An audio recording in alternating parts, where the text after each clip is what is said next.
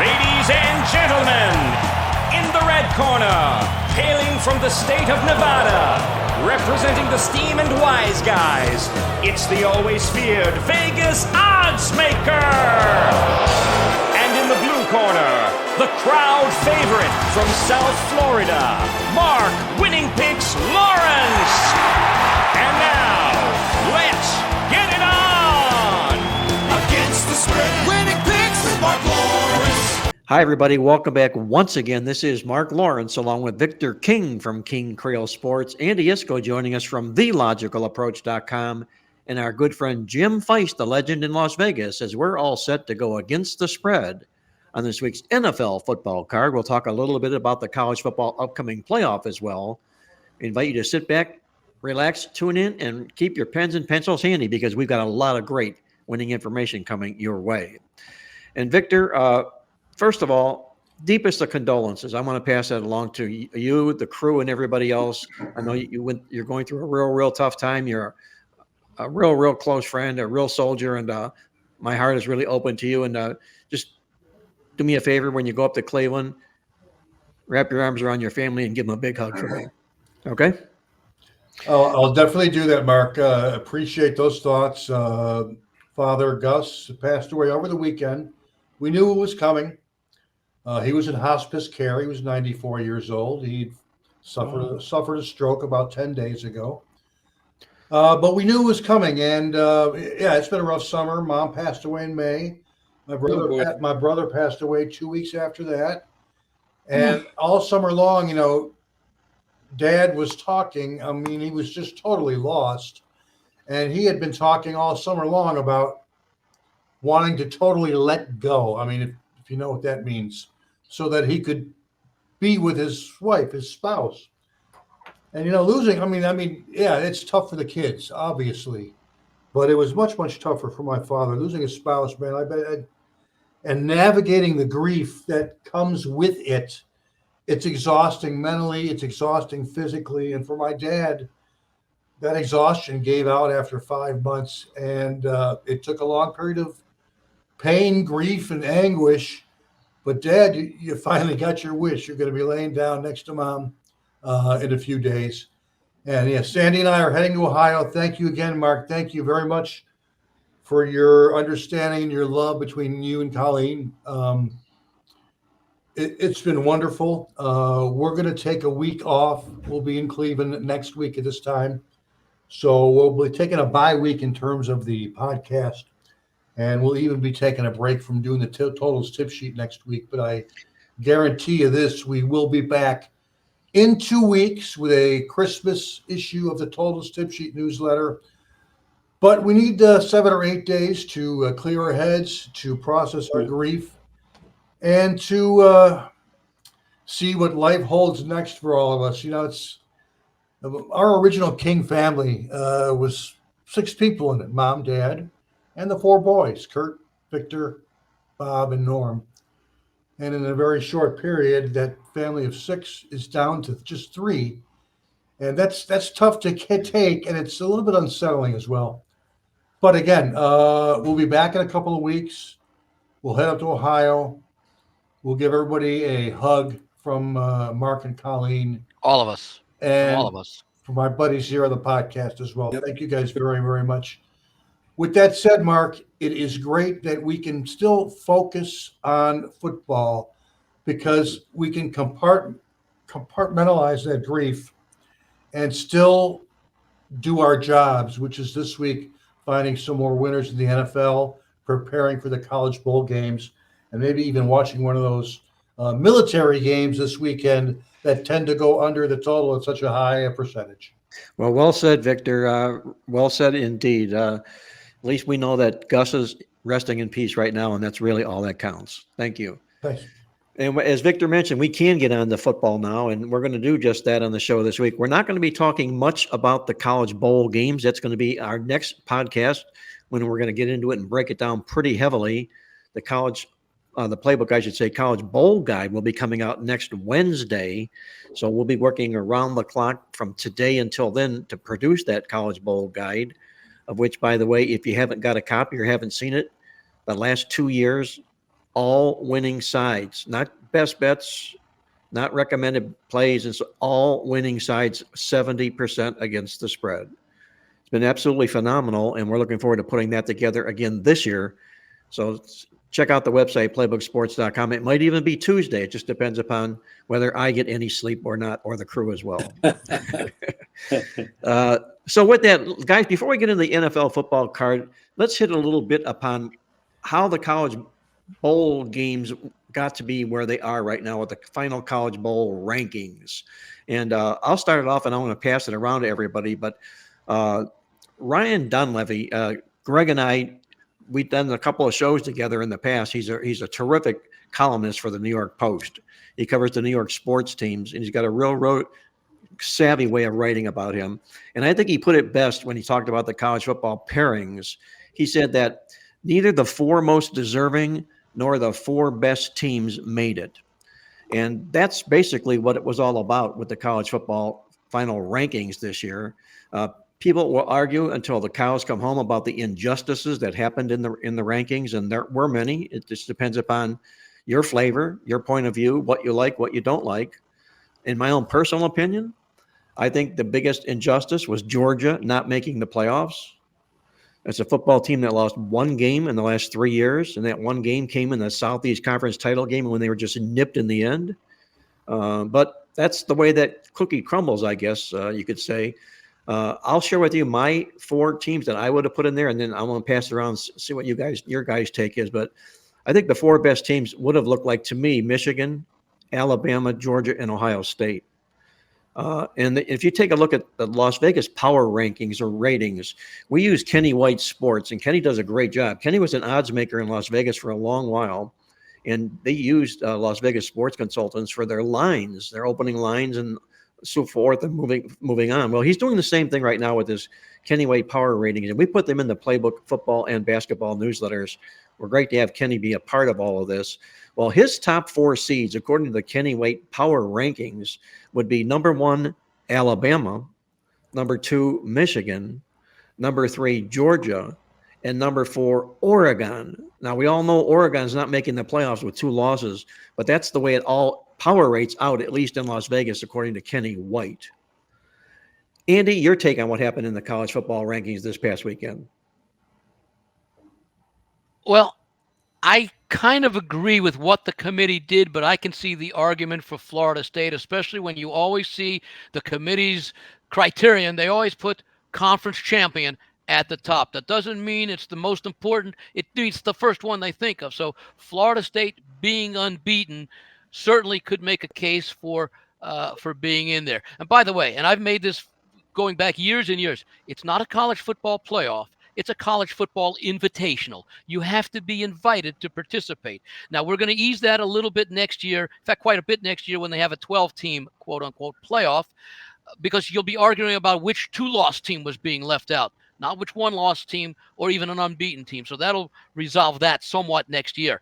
But as far as it goes, I could make a case that Florida State did not deserve to be in there because of the loss of the quarterback and the fact that they struggled offensively in the last 2 games, especially the game against Louisville, and the fact that the ACC was arguably the weakest of the 5 major conferences this year. Clemson was down, Miami was down, North Carolina was not as good as expected. You really didn't have the elite teams.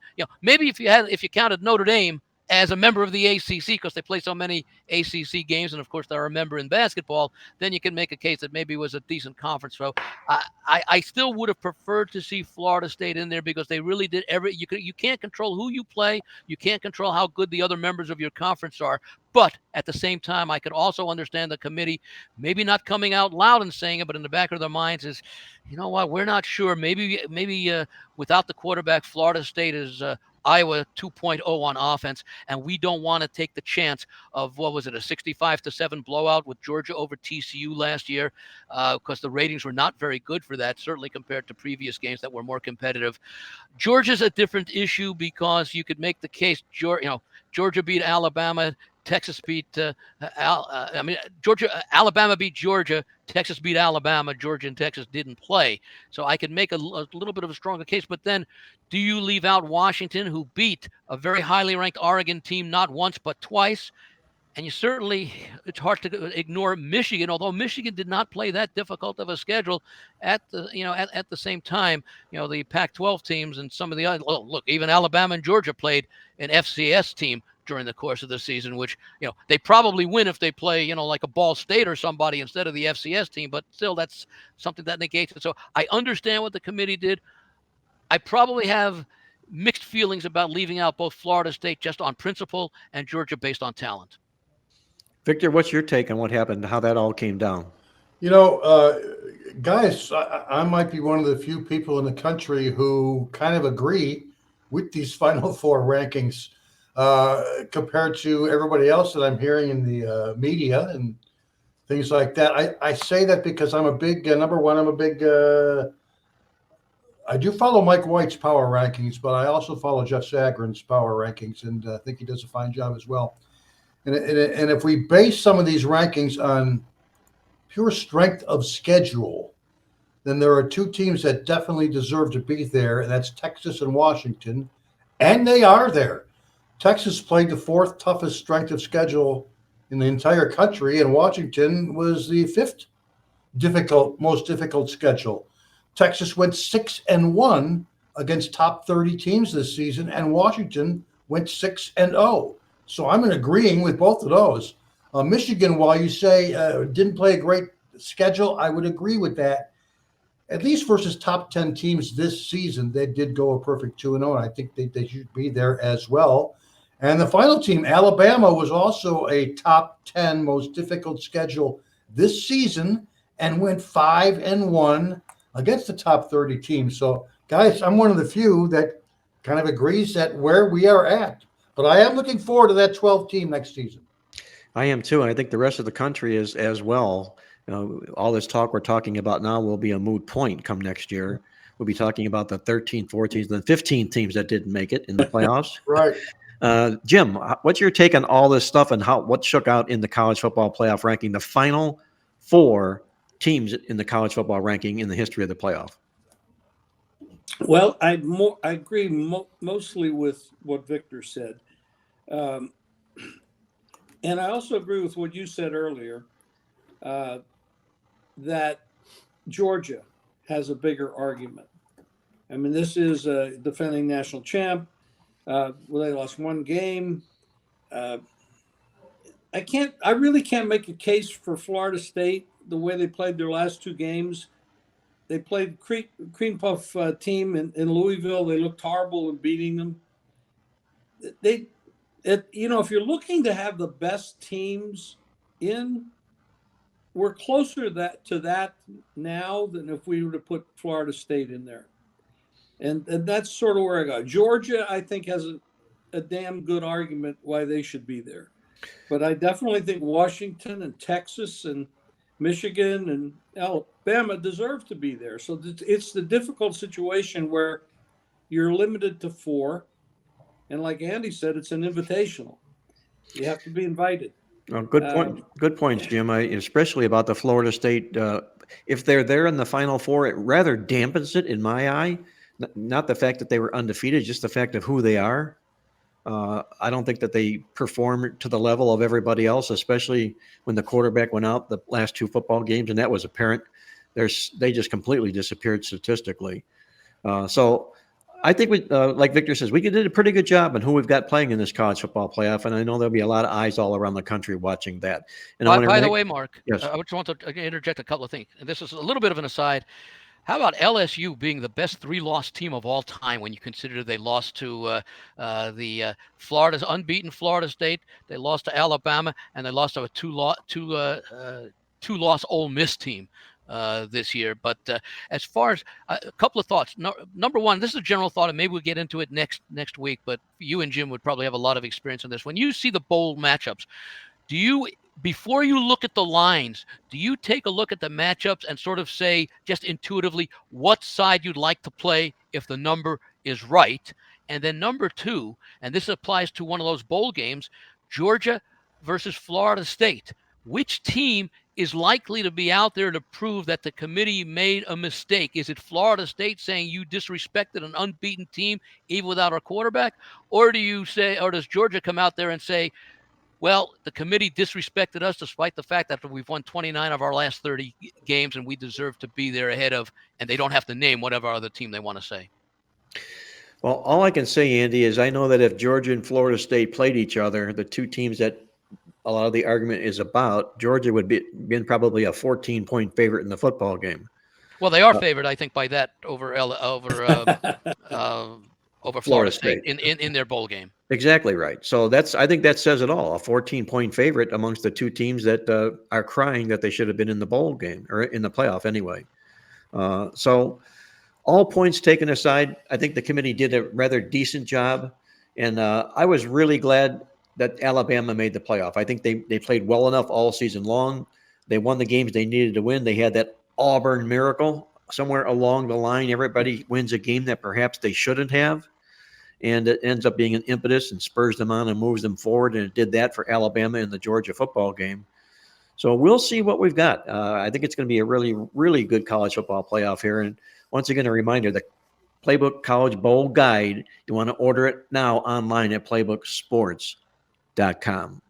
You're tuned in to Marc Lawrence Against the Spread, the nation's most popular sports handicapping talk show. Let's move over, guys, to our NFL Game of the Week, one and only Game of the Week this week, because we're talking about only the NFL this football week. It's being brought to you by our good friends at uwager.lv, where every Friday night it's minus 105 juice. Every game you bet all weekend long, you lay only minus 105 for the juice. Same day payouts. Check it all out online at uwager.lv or give them a call toll free at 1-800-UWAGER. Victor, we're going to go into a pretty good-looking football game this weekend here. The Buffalo Bills, the Kansas City Chiefs. I think before the season began, if you took a straw poll amongst all the major rabid NFL football fans, these are probably the two teams that were most likely, I think, people would have voted on to be playing in the AFC Championship game. Now, it's not looking like it's not going to happen here, at least for Buffalo. They're coming in here as a 6-6 football team, and the Chiefs are reeling a bit themselves. But what do you see this going on in this football game between Buffalo and KC on Sunday? I haven't had a ton of time to look at this particular game, guys. In the NFL, hey, we got to talk about last week. I mean, it was very, very exciting. For once in the NFL, we had multiple games in which there was like 50 or more combined points. 9-4 was the over-under record last week as well. A lot of people are calling it the revenge of the overs. And in fact, it's the first 2-week period this all season long in which there were more overs than unders. 9-7 2 weeks ago, 9-4 last week. Overs are now 18-11 in the last 2 weeks in the NFL. Again, bookended by 76 points in the Thursday night Dallas-Seattle game.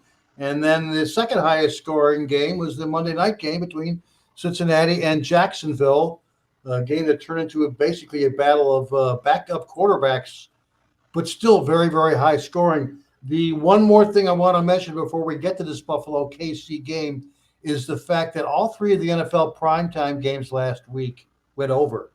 We've been talking about them as under locks all season long. The worm might be starting to turn, but the Thursday night game, the Sunday night game, the Monday night game all went over. We'll see what happens once we get into this month of December.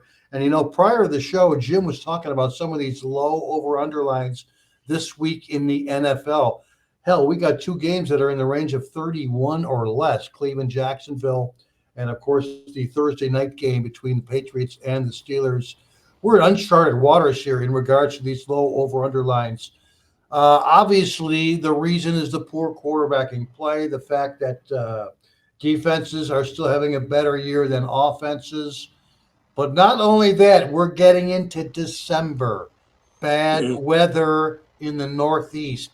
In fact, I was just looking at the NFL, one of the NFL weather websites, guys, and there are 5 outdoor games on Sunday in the 1 o'clock kickoffs, and weather is going to play a part in the outcome of that game in all 5 cases, where it's either really high extreme winds or nasty, nasty rain. in all 5 of the Sunday early kickoff outdoor games. The over-under lines in all of those games extremely low. In fact, the average over-under line this week in the NFL is right now at 40.1. That's easily the lowest of the season in terms of the NFL. Kind of ironic after a week in which overs went 9-4 that there are so many low-line games this particular week, guys. One of the things I look at to begin the week is I try to get the advanced weather, because I know it's not what everybody looks at right away, but I do, and I go, when I do that, I'm gambling that the weatherman is right. And I know that maybe more times than not he's not right, but I take advanced positions in doing that. So for example, I went under 40 with the Browns and Jaguars. Beautiful. Now I can go over 31. Right. Or 30 and a half. What a middle, Jim. Outstanding. Now, I don't always middle. It's not my cup of tea to do that, but I love my position as it is. So I feel like trying to middle it, sometimes I'm trying to give money back. I'm really not always trying to win both sides. There's some cases when it gets too big, I have to kind of do it. Well, that's pretty big, Jim. 40 and 31. That's damn big. And Right. I could easily take the 30 and buy the half point, just go for 31 and a half or 30 and a half, excuse me, and make it 30. But that, you look at these games, the Rams Ravens, another bad weather game, 44 and a half down to 40. It's right over here, the Tampa. Well, that's not too much of a difference, but you got 38 and a half to 33 in the Jets Texans game. Right. You have these positions, and like Victor said, it's all Northeast, and you guys are mostly, some of you guys are from Cleveland. I go there a lot, and you get that weather, what they call a lake effect. Yeah. Lake effect. And so you have these teams that are around that. Bengals, Buffalo's not at home because they would be affected, but Kansas City, we talk about Kansas, you just mentioned Kansas City.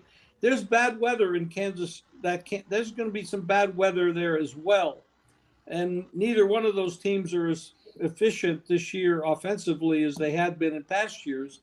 So looking at 48 and a half there, I have not played that game because it's basically a little bit higher than it opened. That's a possible game that I might play under just on the merits of how the teams are playing. And the weather also will have an effect. Well, Victor, how do you see this game shaking out from an over-under standpoint, the Bills and the Chiefs, on its merit? Great segue, Jim, as that is, of course, our NFL game of the week, Buffalo versus Kansas City. Of course, Buffalo coming in off a bye. Kansas City shit the bread last week. Big-time road favorite. Lost to a hot Green Bay Packers team. But Jim's right about one thing. Both of these teams are not putting up the offensive numbers that they usually do, particularly Kansas City. In fact, their team scoring is down almost a full touchdown a game.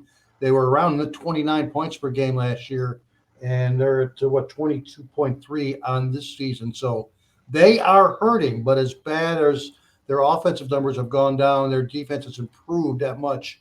And Buffalo as well, as they are starting to get healthier and healthier. Now, Jim mentioned we're somewhere around 48 and a half.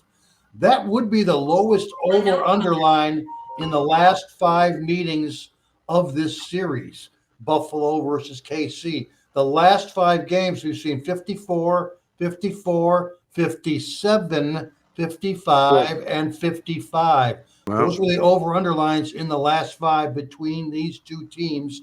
And 3 out of the last, right, 3 out of the last 4 have indeed gone over the total. That included that wild, of course, playoff game in Kansas City. I think the score was 42-36.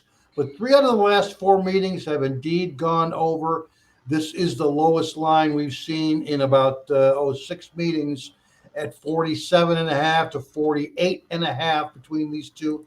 And again, you got to point out the fact that we've got 2 very good defenses here. In fact, 2 top 5 defenses in terms of points allowed on the season. Kansas City allowing only 17.3. That is a big time improvement from last year for the Chiefs. And not only that, but the Chiefs are one of the better under home teams this season. They played 5 home games already. Only 1 game has gone over. 4 have gone under. Average points in those home games, according to my totals tip sheet newsletter, 41.3 for Kansas City. Buffalo, on the other hand, one of the better road under teams this season at 2-4 over under. Jim mentioned potential weather issues as well. So there is a couple overs I like. This is not one of them. I think there's value on the under. There's defensive improvement. This is not the Kansas City Chiefs offense of old. And the final factor is the fact that I mentioned this in the totals tip sheet as well.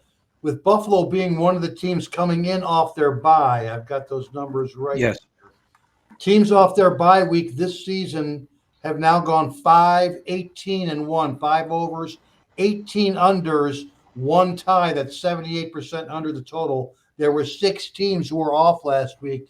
So we'll look to go low in Buffalo, Kansas City, who is one of those teams, again, that did not play last week, Buffalo Bills.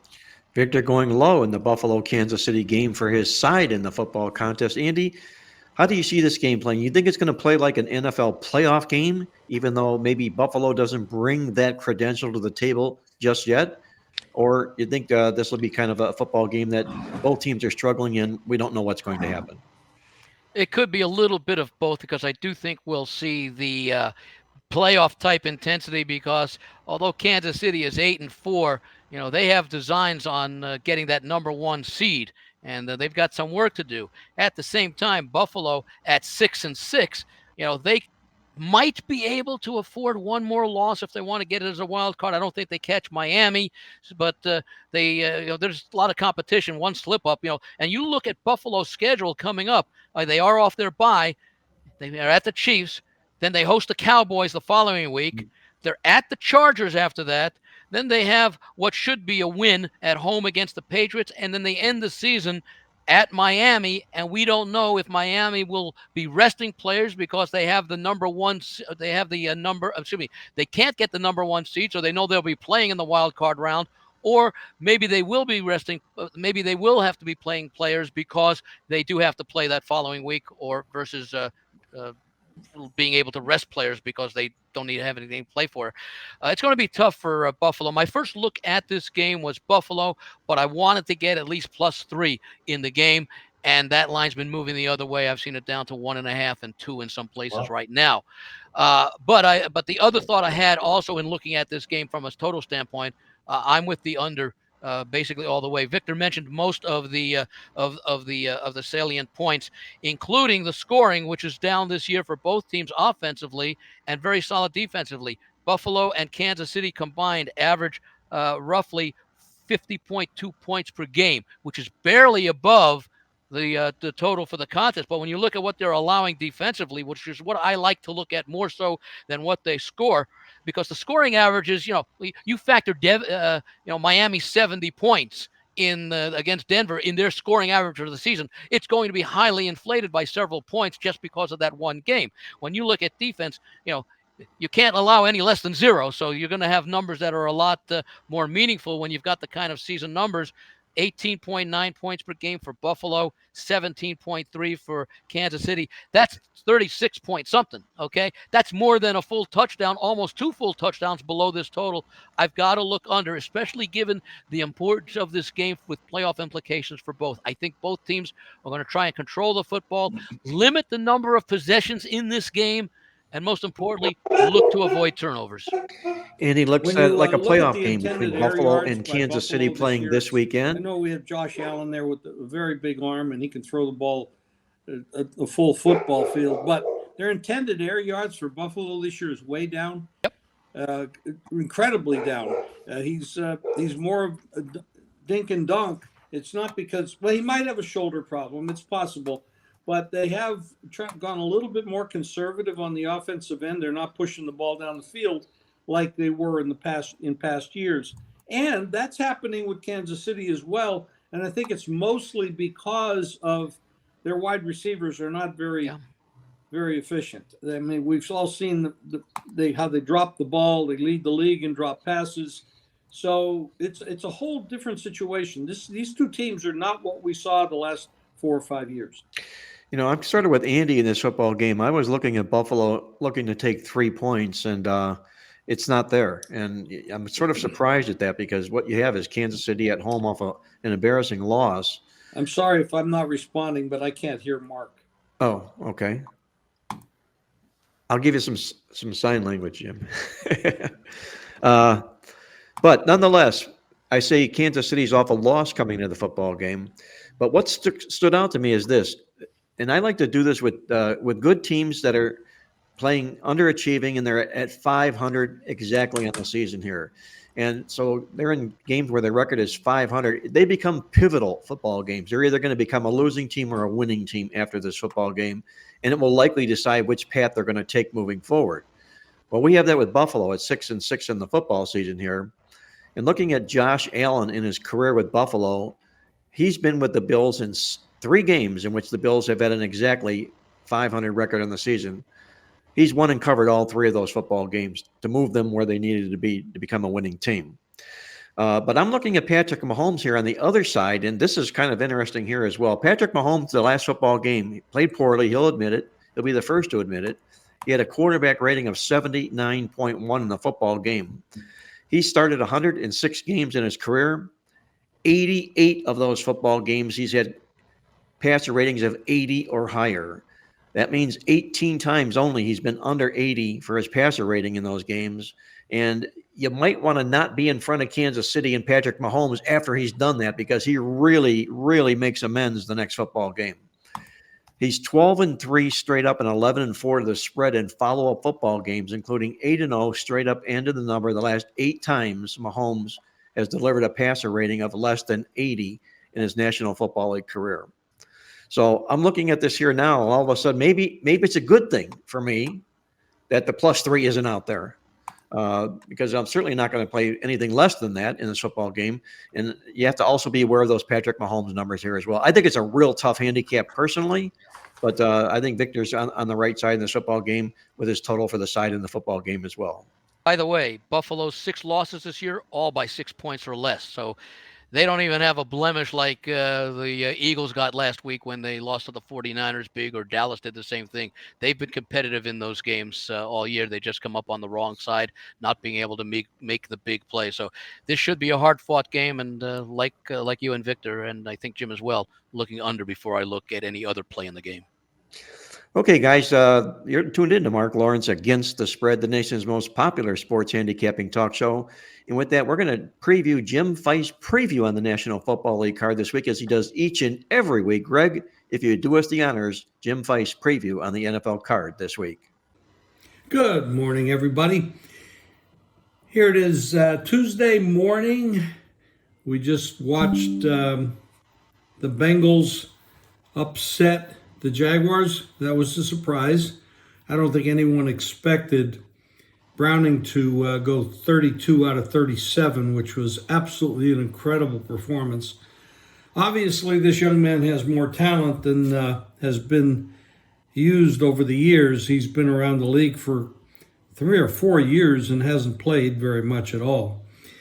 But hats off to their coaching staff getting him ready to do that. That was amazing.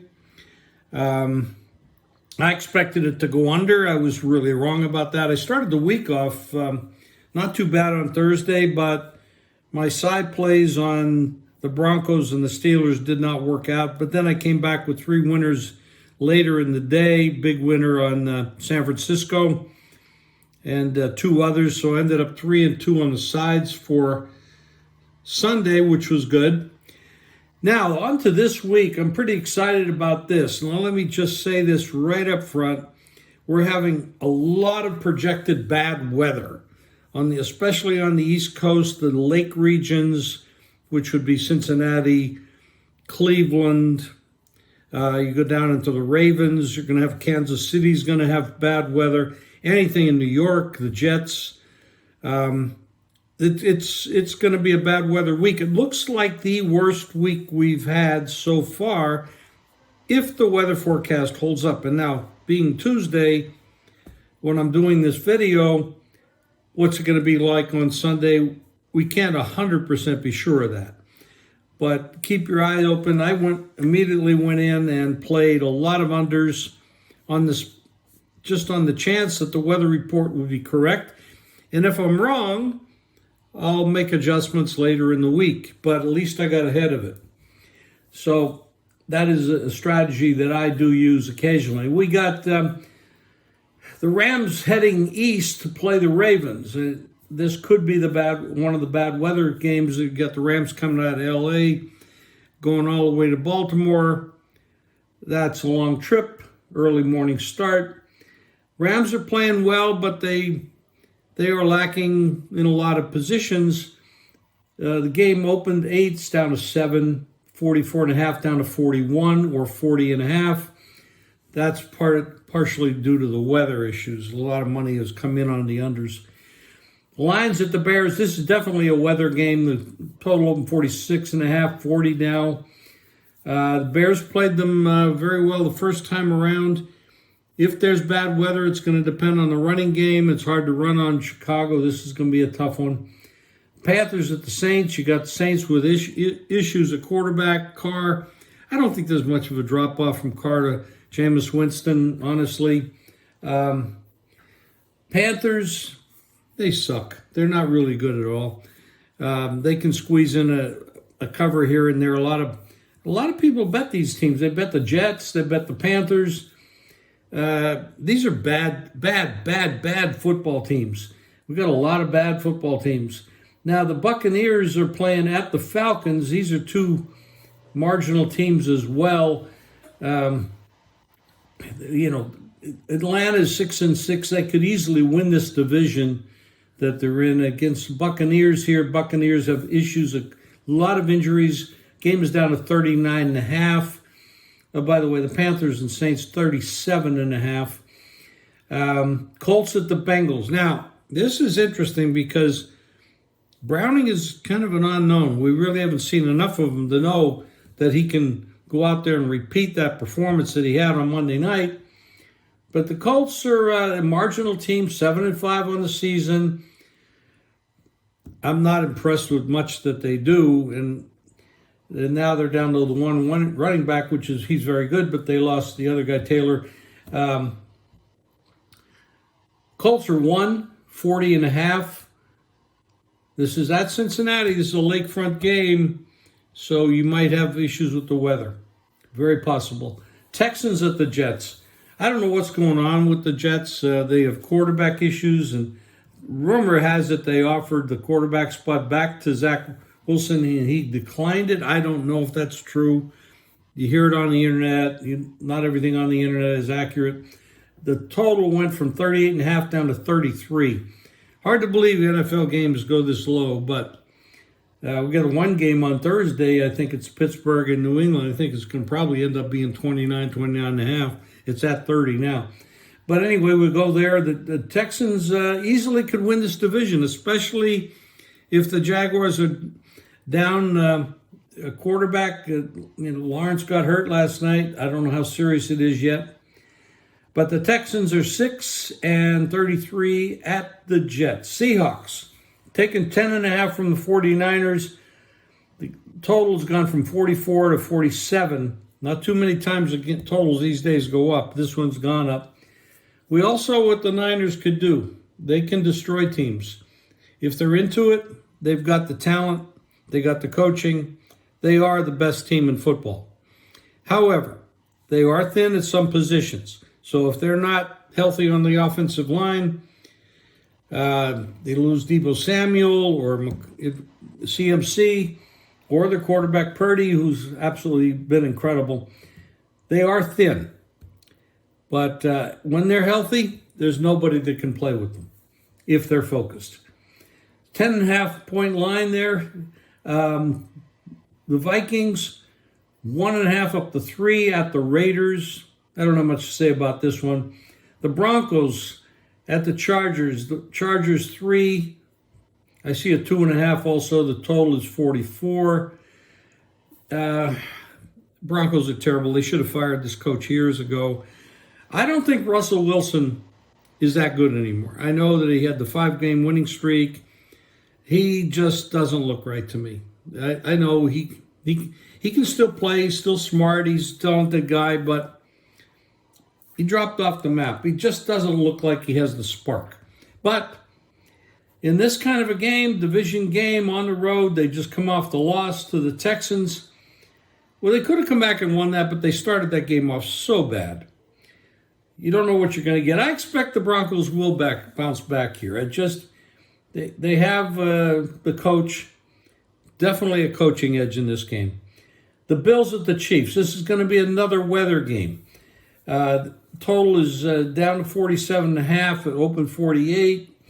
The Chiefs are not the Chiefs of old. You can't look at this team and they're not explosive. Their wide receivers are very marginal. This is an off year for the Chiefs. But when you have Mahomes and you have Andy Reid, you got Kelsey, anything can happen. They can turn it around. But this is a big game for the Bills. 6-6 on the season. Chiefs are 8-4. Bills absolutely need to start winning some games. And this might be the spot. But the weather is going to be bad. But Buffalo knows how to deal with bad weather. So do the Chiefs. Eagles at the Cowboys. Game of the week. Cowboys are 3.5. That's right, 3.5 over the Eagles. But the Eagles have not played well, except for their fourth quarter play in the 3 previous games. And then they started out pretty good against San Francisco in the first quarter, but the rest of the game, they were horrible. This is not the same Eagles team that we went to the Super Bowl last year. They lost a defensive coordinator. They lost an offensive coordinator. They have some injuries here and there. Everybody does at this time of the year. The total in this game, 48.5 up to 53. Cowboys have not shown that they can beat quality teams. Like Miami, they haven't shown that they can beat quality teams either. They have offensive explosion. They can score a lot of points, but when they get up against quality teams, they haven't done that well. However, this is the division game, and the Cowboys had played the Eagles earlier, and I thought the Cowboys should have won the game. They actually moved the ball. They got a lot of things done. I'm not going to lay 3.5 points with the Cowboys here. I think this is going to be a game they could easily win. I'm not doing anything with this game at this point. Obviously, it's indoors. It's not a weather game at all. And then we want to look at some of these. We have 2 Monday night games this week. And let's see if I can find it on my screen. Here we go. Titans at the Dolphins. The Titans have some injury issues, and you got to really look at this. This game's 11.5 up to 13. The Dolphins can boat race you. I mean, they can put up a lot of points, do a lot of damage. 47.5 is the total now, up from 44. I don't know with the rookie quarterback. The Titans can handle this, but I'm not laying 13 points in this spot. The Green Bay Packers, this is a story here. We've got some quarterbacks that are starting to show that they have more talent than a lot of us fail to give them credit for. And this is one of those spots. We could talk about DeVito on the other side because he's actually pulled off a couple of good games. Tommy DeVito, never thought I'd be saying that, but he's actually looked decent. But Love for the Packers, it's been incredible. And they just knocked off the Chiefs. And this team is playing really well. I'm not laying 6.5 on the road with this club. I probably would have to look at the under 37. You could get bad weather in New York on Monday. I don't have the weather report for this game yet, but it is in New York, and they do get some bad weather, and that stadium is kind of flunky. Wind can or cannot affect in there the way it's set up. But I would look at the under. I would not lay the points here. And you might end up looking at the Giants.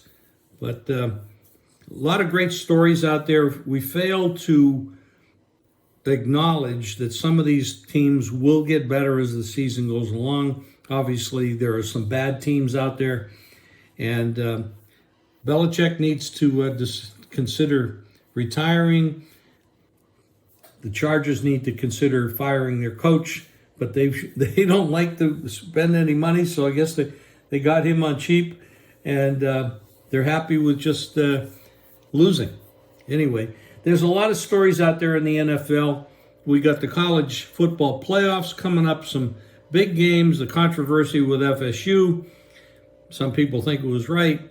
They got the 4 best teams in. Some people think it's wrong because they swept the board and they should have been. And so whatever side of that argument you're involved with, I'm not getting into it. Anyway, have a good one. We'll talk to you soon. On the money, once again, Jim Feist with his NFL football previews. And speaking about being on the money, especially of late when it comes to totals, Victor King from the Totals Tip Sheet. Victor has his NFL over-under review and preview to view this week. Hi again, everybody. It is Victor, the over-under guy for Marc Lawrence's Playbooksports.com. We've got a little bit of a Week 13 over-under review and a little bit of preview as we commence and head into the month of December. Crunch time in the NFL in terms of the regular season. And, of course, December, always a big month in terms of potential bad weather in pro football as well. In fact, I just was looking at the weather report for this weekend, and I noticed that the 5 games that will be played outdoors in the early Sunday kickoffs, it looks like all 5 of them will have some sort of a weather issue, either very, very high winds or extremely bad rain. We'll get into that in just a minute. But in the meantime, I'm sure you see the headline of the Totals Tip Sheet newsletter, this week's newsletter, where we say, welcome back to the overs in the NFL. Last week, 7 games with 55 or more points. And it was definitely a wild weekend from a totals perspective. Again, as I mentioned in the headline over here, 13 games last week. Remember, 6 teams had a bye.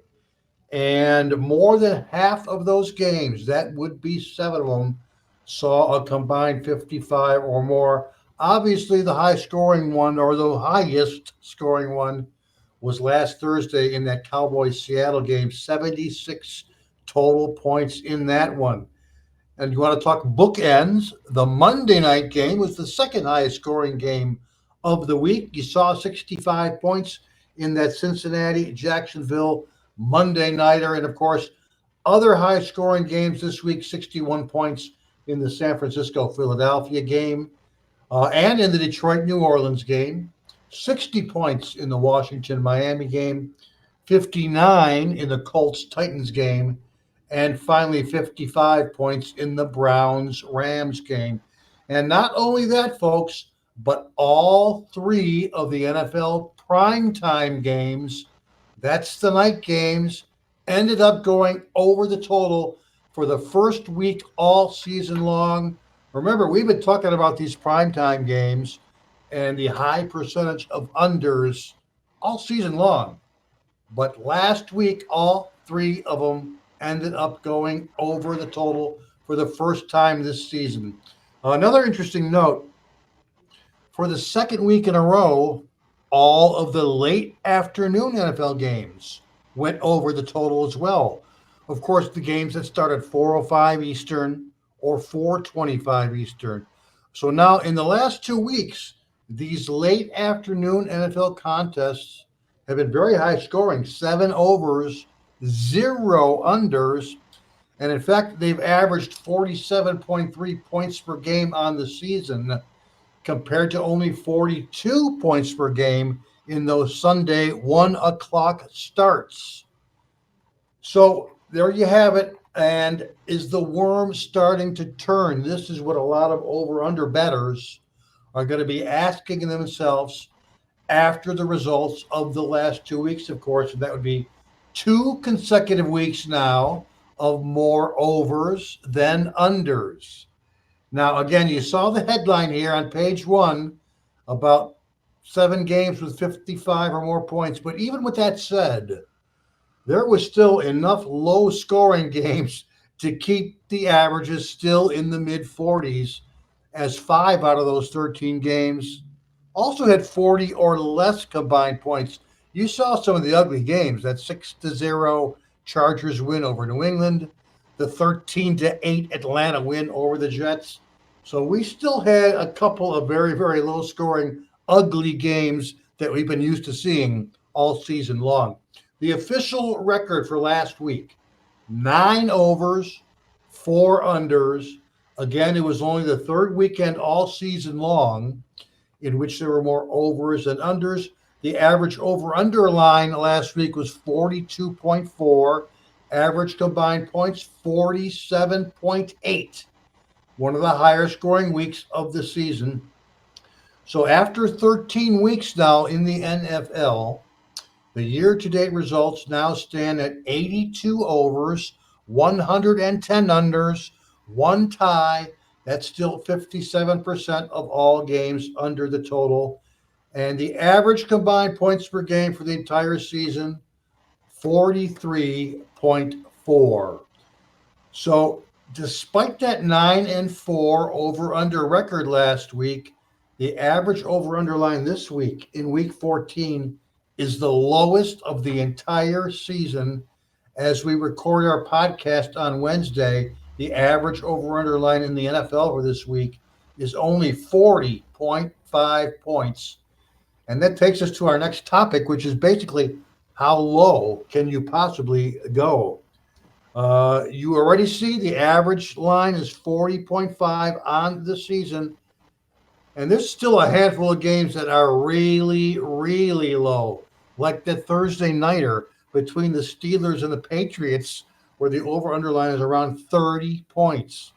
Or how about that Sunday early start game in Cleveland between the Browns and the Jacksonville Jaguars, with both teams down to second-string quarterbacks or worse? The OU line on that one is down to about 31.5 points.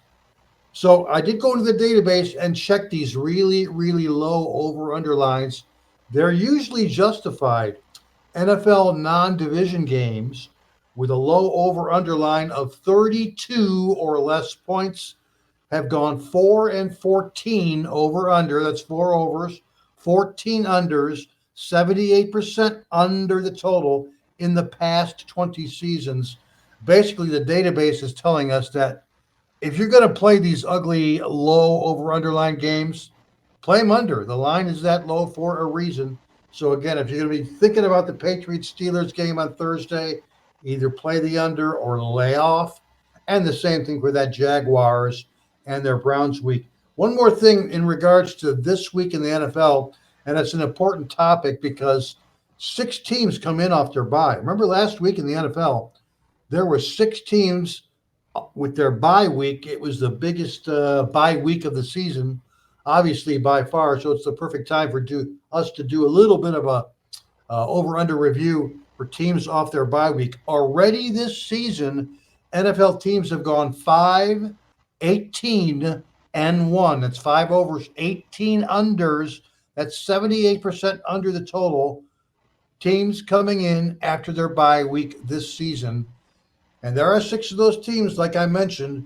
So we'll look to go low in those games involving those 6 teams. Baltimore Ravens, Buffalo Bills, Chicago Bears, Las Vegas Raiders, and Minnesota Vikings, who are in fact playing each other this week. And finally, the New York Giants on Monday Night Football. All those teams are off their bye. That's going to about do it for our Week 14 preview. Although a lot of people will say, before you go, how about a free play, maybe from King's best friend, and that would be my doggy Tuco, who brought home the bacon last week, and we're going to give him the ball again this week. And Tuco's free play for the podcast here is going to be a team total. and it's going to be in the Monday night game. Now, I will not be down here in South Florida on Monday night, and unfortunately, my wife and I will be up in Ohio dealing with some heartbreaking issues and duties. But with that said, our dog Tuco will still be holding fort down here in South Florida as our Miami Dolphins are hosting the Tennessee Titans on Monday Night Football. And Tuco's team total is for you to play the Dolphins to score over 30.5 points in this game against the Titans. It's a big time opportunity here on national TV to basically show the world how special this Dolphin track meet offense really is. It's a team down here that's got South Florida very, very excited. First time in a very, very long time. And again, Miami's one of only 2 teams in the NFL this season that are indeed averaging 32 or more points per game. And in fact, in their home games, the Dolphins are actually averaging 38.8. So you can add a touchdown to that 32. The Dolphins are averaging 39 points per game on their own at home this season. And what's got Tuco licking his chops is the fact that they will be playing one of the worst passing defenses in the entire league in the Tennessee Titans, who just allowed 312 passing yards to Gardner Minshew last week when Tennessee lost in overtime 31-28. In fact, the Titans, man, oh man, they have struggled all season long against good quarterbacks like Trevor Lawrence, Lamar Jackson, Deshaun Watson, Justin Herbert, Baker Mayfield. Yes, we are aware that Miami has the highest team total on the entire Week 14 schedule. But our boy Tuco should have no problem getting to the 33 or more points from the Dolphins that he needs to cash a win on Monday night. So your free team total of the week from our boy Tuco is to play the Miami Dolphins over 30.5 in the Monday night home game against the Tennessee Titans. So there you have it. That is our over-under preview for last week's Week 13. Our review for this week in NFL Week 14. We will return to the Marc Lawrence podcast in just a minute or two. We'll be taking a pass next week. We'll talk to you in 2 weeks, and best of luck with all of your NFL Week 14 action. Once again, great job as always, Victor, previewing those NFL over-under totals for the upcoming football games. Now it's time we move over to Andy Iskoe. He's going to join us for this live segment here. You can view Andy's standalone contest review, where he reviews all of what's going on in the major contests in Las Vegas. And Andy, I know it's going to be on your preview, but just a little taste, if you will, on the Survivor contest. I know there's been some wild happenings going on in the Survivor contest. Anything that's noteworthy that you want to pass on before we get to the line moves?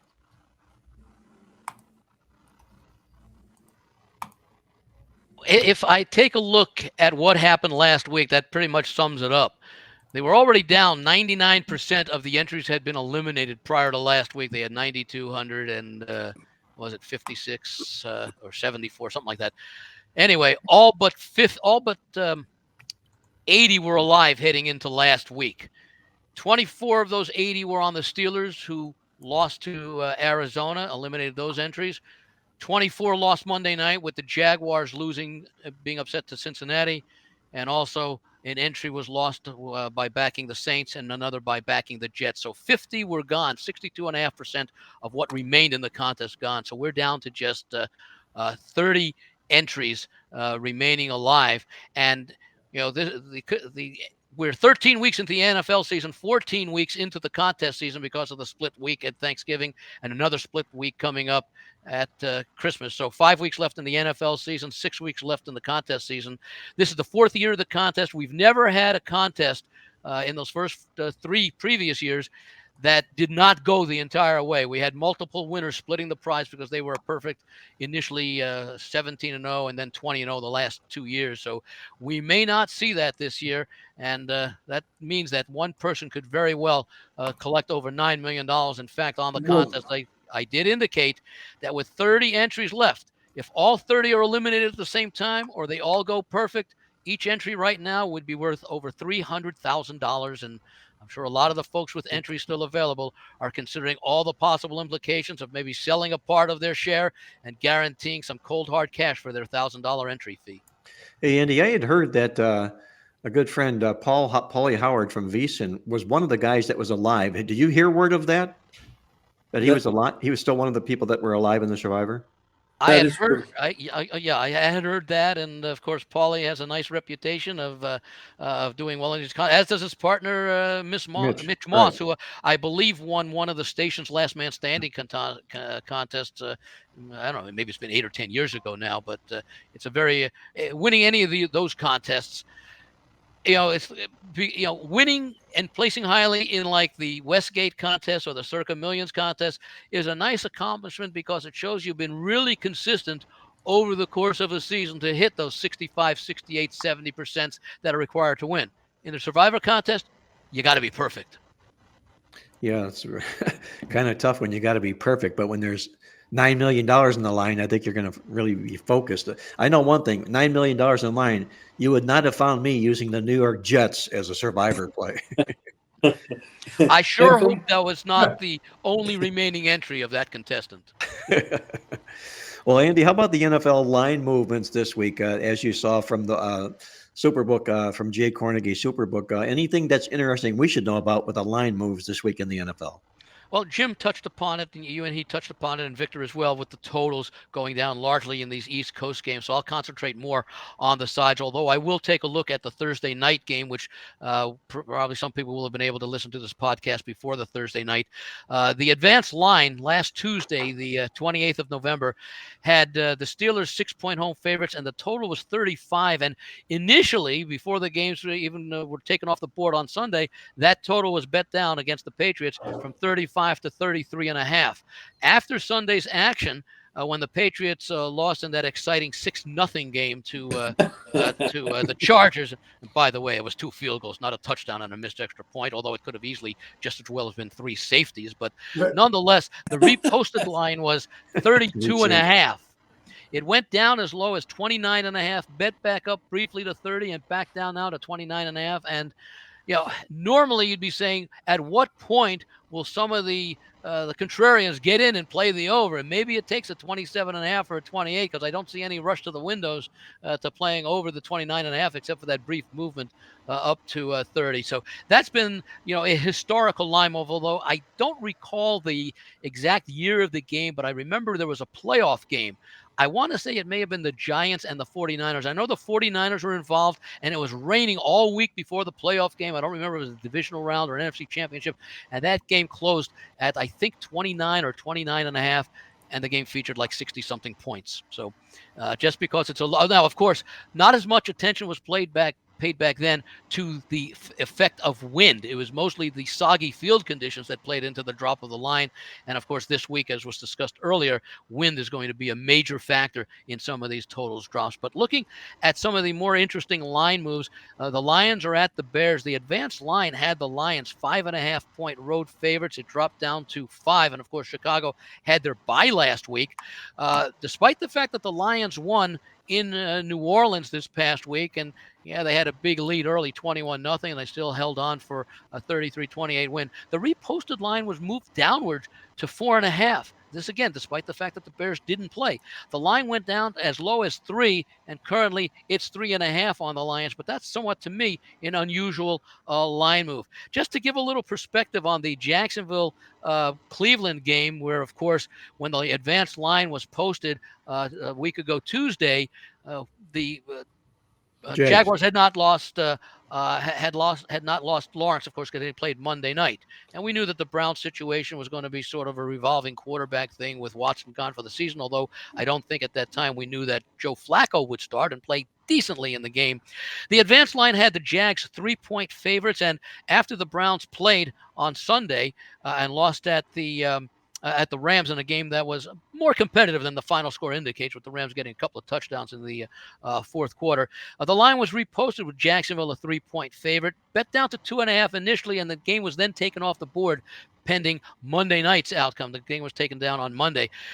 Once we saw Lawrence get injured and his status was very questionable at the time, still pretty much is questionable for this week, the reposted line on Monday morning switched around to Cleveland being a 2.5-point home favorite over the Jaguars. That has since been up to 3, and I would imagine once we get some certainty about the status of Lawrence, and it may be a game time decision, we may not know until the actives come out at 8:30 Pacific, 11:30 Eastern on Sunday morning what his status is. Wouldn't be surprised from late movement on that game, depending upon what the official status of Lawrence is expected to be. Looking at some of the other line moves, the Minnesota Vikings have attracted some attention in their game against the Raiders this week. Now, the advanced line had the Vikings 1-point road favorites, total of 41, which was bet down to 40.5. Both teams were coming off byes this week. So when the line was reposted, even though it was taken off because of the Sunday games, the Vikings were 2.5-point road favorites. So the bettors thought that the one was the sportsbooks thought that the one was too low, even though there was no movement. It has since gone up to the Vikings 3-point road favorites. Total stayed where it ended before being taken down at 40.5. 49ers and Seattle game had an interesting line move. The advanced line had the 49ers 11-point home favorites against Seattle. Remember, just 2 weeks ago on Thanksgiving night at Seattle, the 49ers controlled that game, dominated pretty much, won 31-13 in that contest, leading 24-3 at halftime in that game. Yet the early money came in as a 10.5, dropped it down to 10.5. This is before the 49ers totally blew out the Eagles this past week. So the line was reposted up to 12.5, and yet the early money still came in on Seattle. So that line is now back down to 10.5, where the early bettors had put it before the game was taken off the board. Kansas City hosting Buffalo. The advanced line had the Chiefs 3. The line was reposted at 3, and then it came off as a result of Kansas City's game against Green Bay, which they lost outright at home, despite some controversy at the end of the game regarding penalties called and uncalled. And interesting enough, despite that fact that they lost, the line actually opened below 3 and has remained there. It opened and remains at 2.5 at virtually all books. The Eagles, another interesting game because we've seen a movement over a key number. Eagles hosting the Cowboys. It's a revenge game for Dallas, who lost a few weeks ago to the Philadelphia Eagles up in Philly.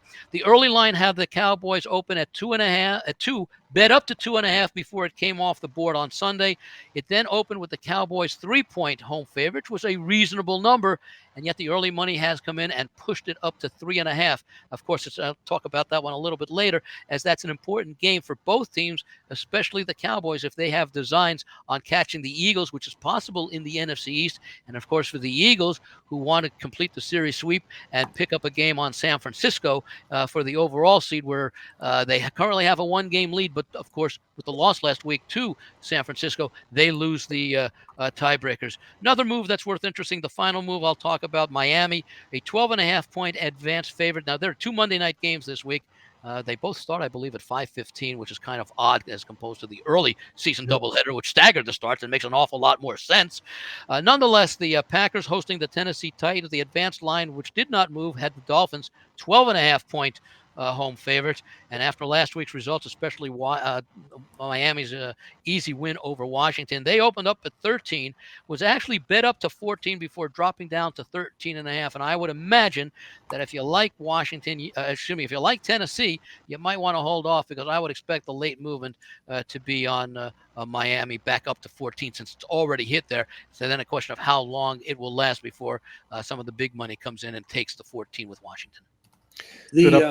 I'm sorry, go ahead. Eddie, what you were saying earlier about the Browns and Jaguars, we looked at that game and we talked a little bit earlier about the weather there. That might be the worst of the weather games. We've seen in the past where at the Browns Stadium, the wind can come in there and just play havoc with the throwing the ball. Both of these teams are probably going to spend a lot of time trying to run the ball. The Bears and Lions, it's the same situation, and they're going to have a difficult time throwing the ball. So you're going to see a lot of running in these games. It may be even hard to kick field goals because of the wind gusts in both of these stadiums. So there's going to be a lot of scoring problems if the weather is accurate which we're all assuming it is at this point, those games, why the lines have moved the way they are, even without any real further information on injuries. Yeah, that's a good point. I'm glad you brought it up, Jim, because that is one total I should have covered. The advanced line had the total at 38. After Sunday's games, it was reposted at 38.5. And of course, this is before the Monday night game and before we knew anything about the weather.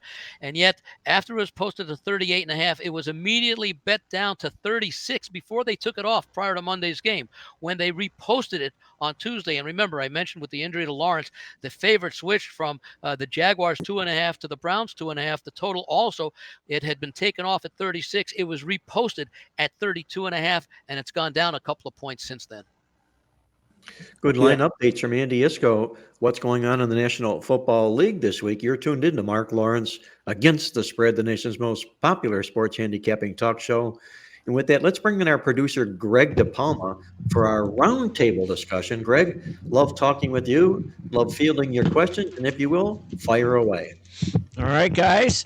Looking forward to this weekly segment, especially since Mark and I won't be talking college football this week. We're going to take a week off on the Our Lads Football Network and talk some NFL for the rest of the season, some bowls, and, of course, the playoffs a little bit later on.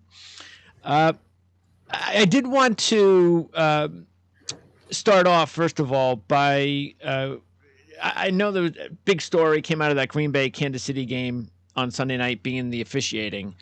And I think we're at this point, though, that most people believe what should happen as far as how to implement a system to make it work.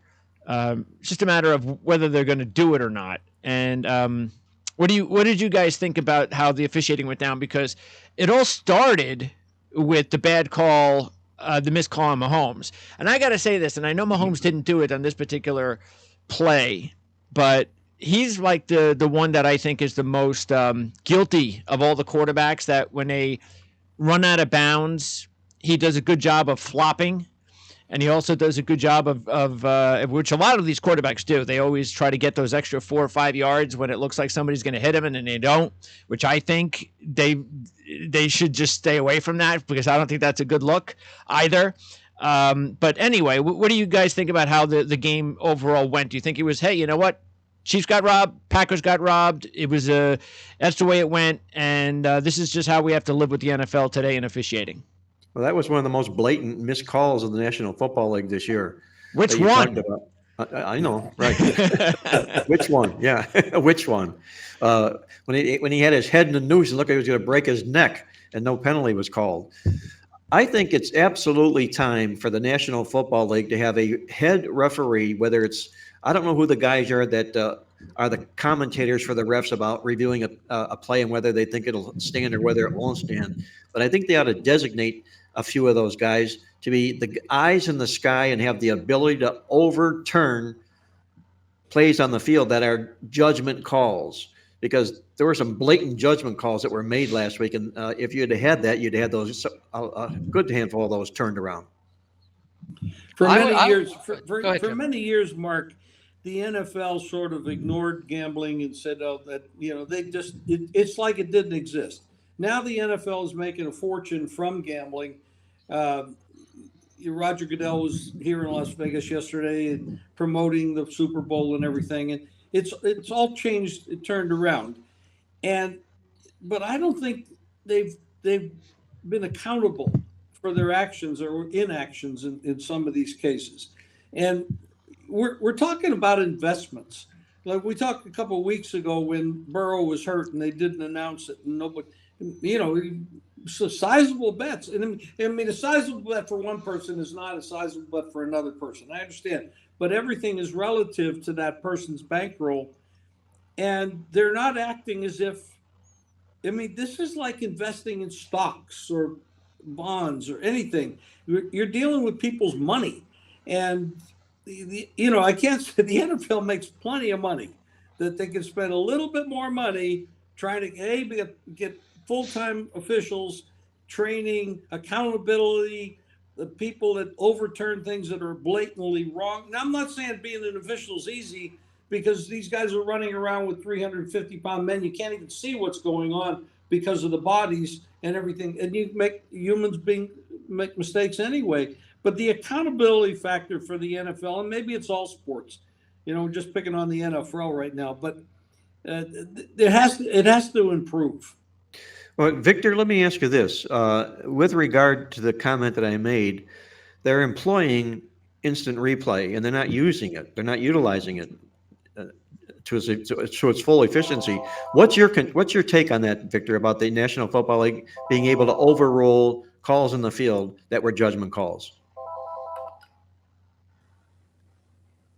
You're muted, Victor.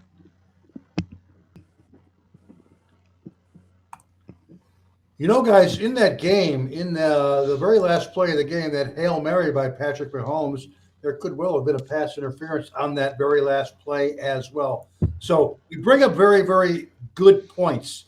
And, obviously there's no clear-cut solution.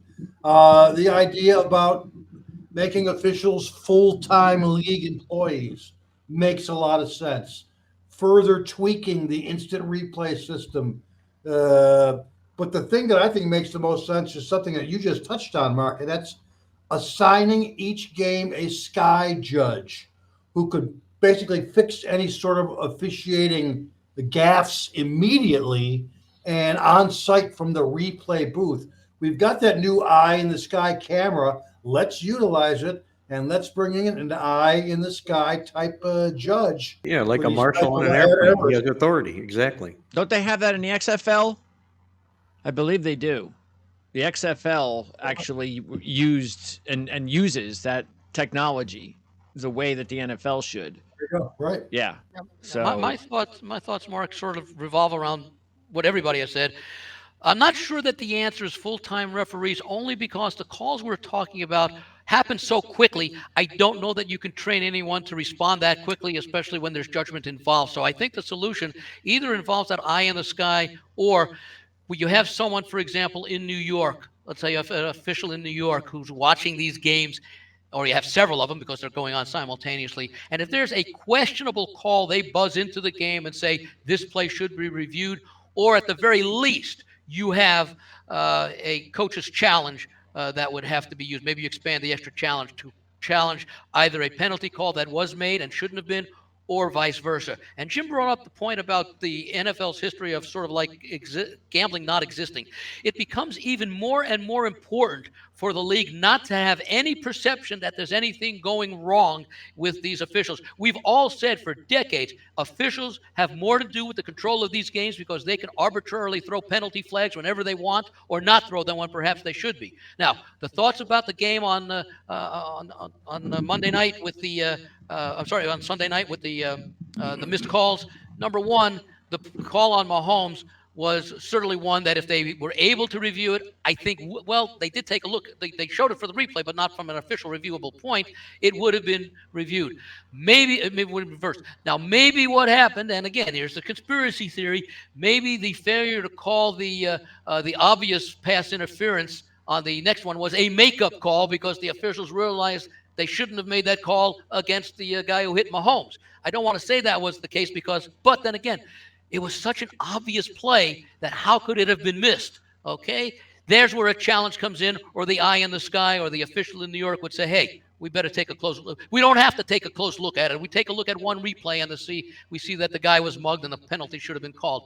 And finally, the one in the end zone, the Hail Mary pass is a lot more difficult because you've got 7, 8 players all battling for the football. There's going to be some jostling, and but wasn't that an obvious shove? Yes. Andy? Yes, it was, as he was trying to push him out of the way to get to the football as much in that situation. So that's a little bit more questionable. And maybe I'd also like to perhaps see a rule where if you have pass interference in the end zone on a play like that, or on any play, that if it occurs in the end zone, you don't put it on the 1 yard line. Maybe you put it on the 5 yard line.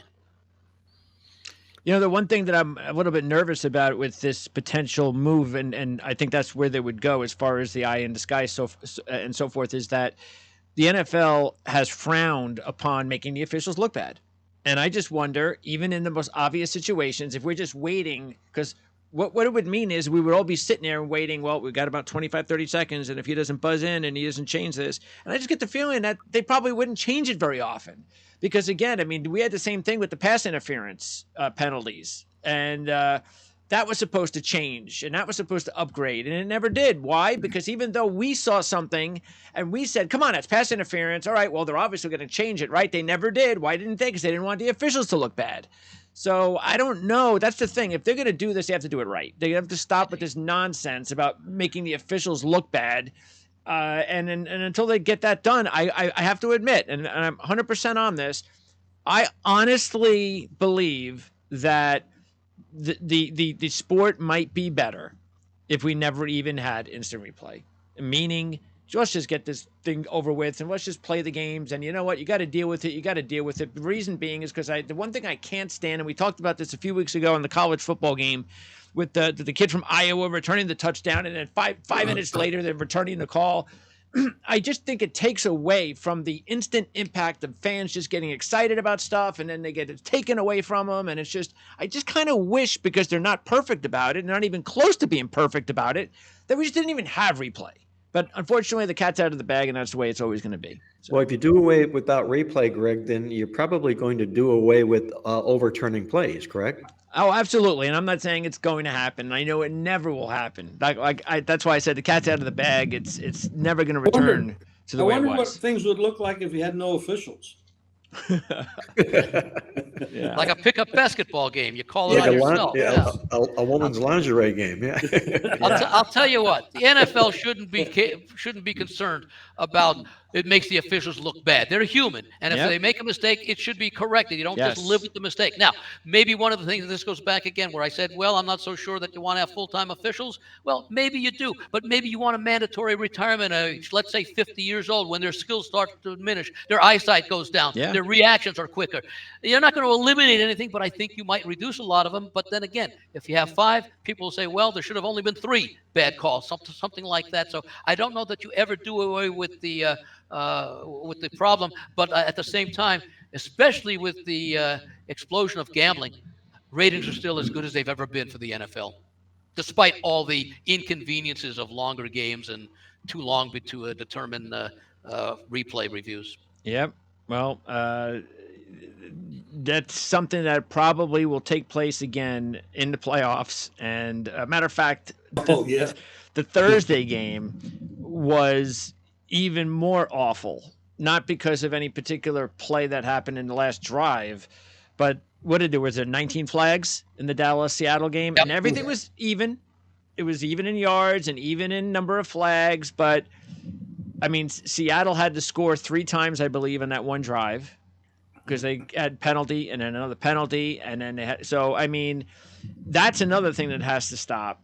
Is that the thing that I think fans hate the most is that some of these officials believe that they have to make a call because that's what they're told, and it's the letter of the law, and I got to live by it. And what it should be, and you guys are just mentioning, well, maybe we shouldn't have officials at all. But I think what officiating should be is just call it if it's really, really bad.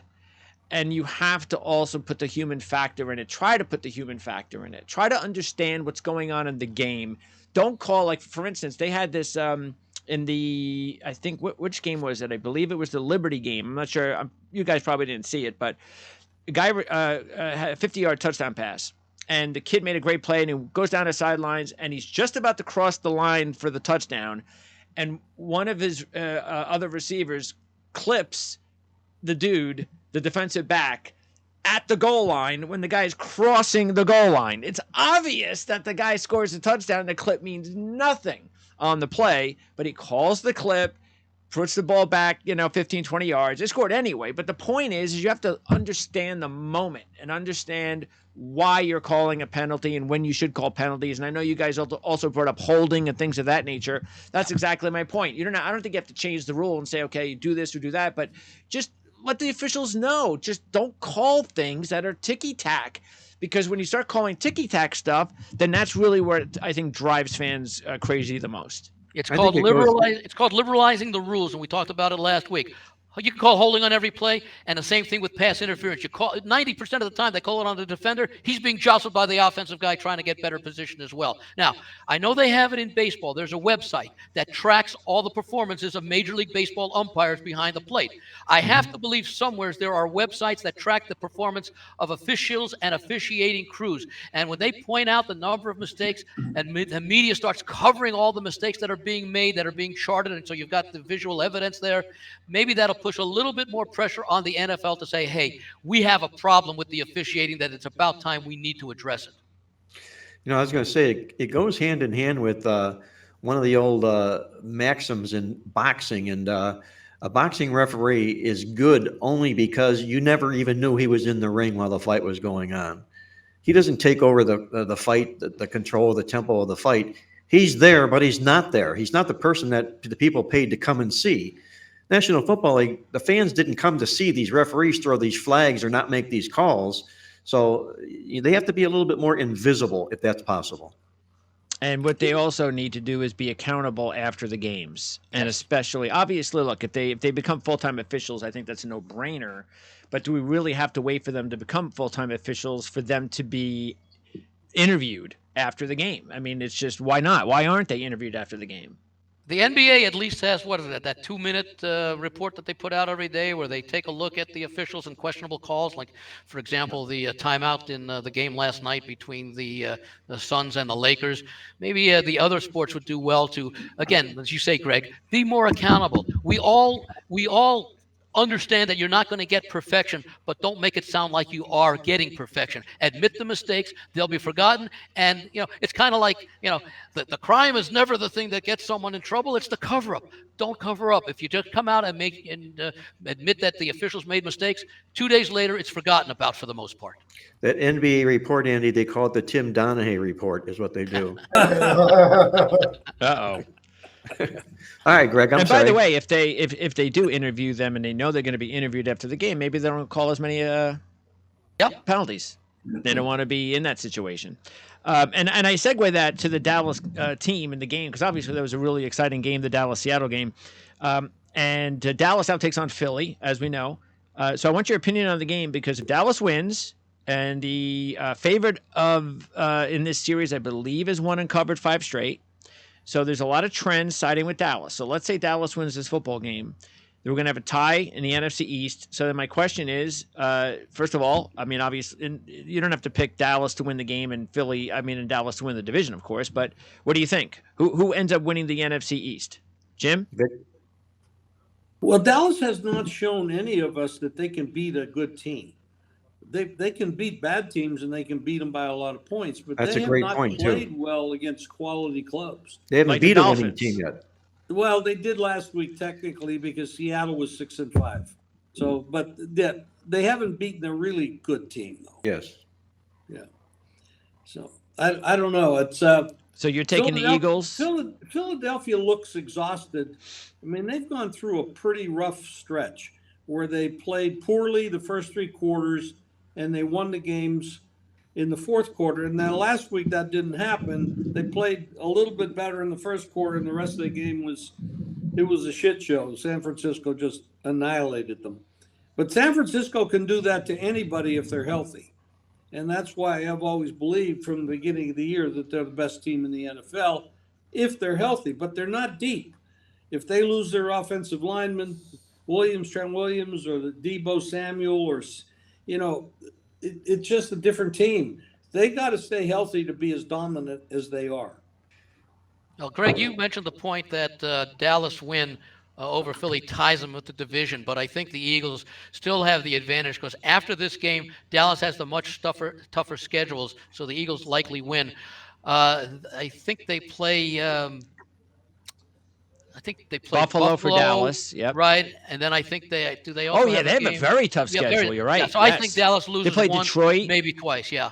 Yeah. At Buffalo and at Miami on consecutive weeks for Dallas. And then Detroit. And then Detroit, right. Yep. And the Eagles play 2 games against the Giants. There you go. So I think we're all in agreement. The Eagles have they're in the driver's seat. Yep. Yeah, and they haven't even played the game on Sunday. This is this is an absolute must for Dallas just Yes, to have it a is. chance. Yep. If they would lose this game, and with that schedule and plugged in, they're gonna have to. Philadelphia is going to get that division. Right. And It'll then- be nothing but road games basically for Dallas in the playoffs, right? And this is If, from if they lose this game, yeah. Yep. And this is from the Playbook guide. The Cowboys are now 23-3 against the spread as a division favorite of more than 2. And they're 3-0 in that spot this year already. 23-3. So, And I was surprised that line went up. Maybe you're explaining it. Maybe, Mark, everybody knows about it. That's why the line went from 2.5 to 3 to 3.5, favoring the Cowboys. But I think also a lot of it has to be the great. Both teams have need, because Philadelphia is needs to keep that lead on San Francisco, and of course Dallas has an opportunity to catch the Eagles. But the Eagles are coming off of those tough games, where they played. Buffalo, Kansas City. They played Dallas the first time before their bye week. Those are very taxing games. And as Jim pointed out, the 3 games that Philadelphia has been involved in prior to the San Francisco game were all very close games decided in the fourth quarter. And I think that might be the reason, although I am surprised that those who wanted to play Philadelphia didn't grab the +3 and let it go up to 3.5. And maybe they're thinking the more money will still come in on Dallas. Let me ask you guys this question: What do you think is a more important element in the handicap? Looking at a team that, for the reasons to come to play a game like you just discussed about Dallas and the importance and what it means to Dallas, Philadelphia can, of the 2 teams, afford a loss more than Dallas, or the egg factor? Philadelphia just got totally embarrassed and totally egged in their last football game. Do teams like that, who dress up as underdogs in division game, tend to stand up and come back, or is the Dallas situation a more critical factor? Well, I think you look at it from different perspectives. Like, for example, you take the Patriots, who can't score a point. Those guys are on that team. They're all professional athletes. They're all getting paid pretty decent money. Some people get paid a lot of money, but they might just be happy to finish the season. Where a team like Philadelphia, There's some pride there. Last year could have easily won. They're going to look at it differently. I think they're going to be really cranked up to get back in this game. But however, Dallas has the revenge from the earlier loss, and a lot of people thought that Dallas played well enough in that game against Philly to actually have won that game. They should have won. They outstatted Philly by over 100 yards in that game. They had 406 yards of offense in that game against the Eagles, who I believe only had 292. So we can't discount, Mark, the revenge factor either. And also, wasn't that the huge game where Prescott stepped out of bounds on that 2-point conversion? Yep. Yeah, that was a hard game not to cash in that football game for sure. With all those stats being the way that they were. and let's also remember that last quarter, that last couple of minutes, both teams just played really bad. I mean, both teams were trying to give the game away, making mistakes. It wasn't a very good ending. It was an exciting game, but I think both of those teams could have definitely played a lot better. Okay, so I'm going to ask you a harder question then. Who wins the NFC South? Because Atlanta has the 1-game lead, and they're taking on Tampa Bay. And if Tampa Bay wins, there's your winner. We might have a 3-game. We might have 3 with New Orleans playing Carolina. We might have a 3-team tie. Going into week 15 after this week, but that means Tampa Bay wins. The real answer to that question is, Greg, who cares? I mean, my goodness, right now Atlanta's the number 4 seed in the NFC playoff picture only because they rest on top of that division. If Tampa Bay wins this game, they're the number 4 seed with their lousy record. So all I know is whoever ends up representing that division is going to be a one and done. They'll be seated as a number 4 seed, but they should, in truth, be a number 7 seed at best. We've had the conference or division champions with negative records. Yeah. In the past, and I don't know how many times that's happened, but I know it's happened a few times. Yeah. And by the way, I was going to say, if you take a look at Atlanta's remaining schedule, they're at the Panthers next week. They host the Colts.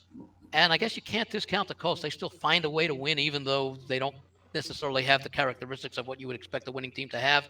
Then they're at Chicago in week 17, and maybe it'll come down to being at the Saints on January 7th, week 18, although the Saints really have greatly underperformed this year. Carolina actually statistically has the best defense. The second best defense belongs to Atlanta. Atlanta's been pretty solid defensively all year, so I'd say if they win this game, and I expect them to, I think they win the division. This was a team, by the way, that a lot of people before this season began was thinking as a fashionable long shot to make the playoffs and win the division. I think a lot of people are very disappointed in their head coach's job. That he's done. And that's the thing, is that could we have 4 new head coaches in the NFC South? You guys are right in that Atlanta is definitely in the driver's seat. What surprised me a lot this week was when I was updating this week's Totals Tip Sheet newsletter, Atlanta is the new best defense in the red zone in the NFL this season. They are really putting down the clamps on teams that drive to their 20-yard line and then stall. In fact, the Atlanta Falcon defense has now gone 25 consecutive opponent possessions without allowing a touchdown. Wow. That's the longest active streak in the NFL, and their last TD they allowed was way back in week 10 at Arizona. So they are really putting the clamps down on defense. Yeah, on offense, they're having their own red zone problems of their own. I definitely know that. But they got the personnel, they've got the weapons on offense, and they got what we look for in the second half of the season, and that's a very, very good defense. To answer your question, Greg, I do a show each week down to Baton Rouge. And I threw out this possibility that maybe Brian Kelly, with the success he's had at LSU, gets the Saints jobs next year. And then I was informed, but he'd have to take a huge pay cut. Yeah. Yeah. but absolutely, because I can't look. I think if Atlanta makes the playoffs, I think Arthur Smith gets another year. But Bowles has got to go. I think everybody knows that, and I think Dennis Allen has to go. I mean, I think he's been proven once again he's not a head coach. No, both guys have to go. Allen's not done a good job at all. Yeah. So, and I think Arthur Smith doesn't come back if they don't make the playoffs. I think that's really a possibility. This week we have quite a few backup quarterbacks playing. Again? Yeah, by a ton of them. Look, Jacksonville's going to have a backup. Browns have a backup. Let's see. The Lions and the Bears, they're okay. They got their starters. The Panthers, they're all right. New Orleans has a backup. Well, the Colts and the Bengals are actually playing backups because Minshew was a backup. Yes, he is. Right. The Jets are back to their starter from the he's a backup. Aaron Rodgers was actually the starter. He was the starter. Yep, he's a backup. Vikings. Yep. Backup Dobbs. Yep. Versus backup versus rookie. This is a mess. Well, look, speaking of Atlanta, they've given Ritter his chance, and he hasn't really impressed that much. So there's no doubt with all these quarterbacks coming out, the Atlanta Falcons are going to be one of those teams that will be looking for a quarterback. So I have to ask you, right now Chicago's got the first pick and the 5th pick. I'd like to interject something there, though.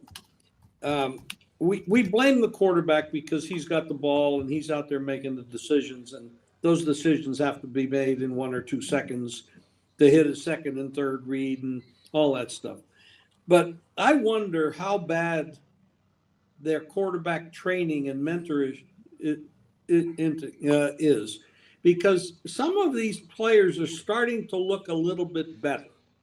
A couple of weeks ago, when Pittsburgh changed their offensive coordinator, and I mentioned on the show that Pickens had never thrown the ball inside. He was always asked to throw the ball out in the perimeter, and his arm is, marginally okay, but he's not great. Then he started throwing the ball inside. They started moving the ball. They had over 400 yards that next game. So I'm wondering how much blame we're putting on the quarterback. Is that really warranted? Like, for example, you look at Love up at Green Bay. I mean, this kid sat for 4 years, and everybody said they thought it was crazy to draft him. Why'd they do that? They pissed off Aaron Rodgers, et cetera, et cetera. This kid can't play. Started the season off, he looked terrible. Now he looks like a world beater. And you got this kid up in Cincinnati who sat on the bench for 4 years. Greg, you mentioned that earlier. I mean, what he did last week, 32 out of 37 for 354 yards. I mean, who the hell can do that? He looked like Brock Purdy is who he looked like. Yes, he did. And he was somebody a couple of years ago that nobody wanted.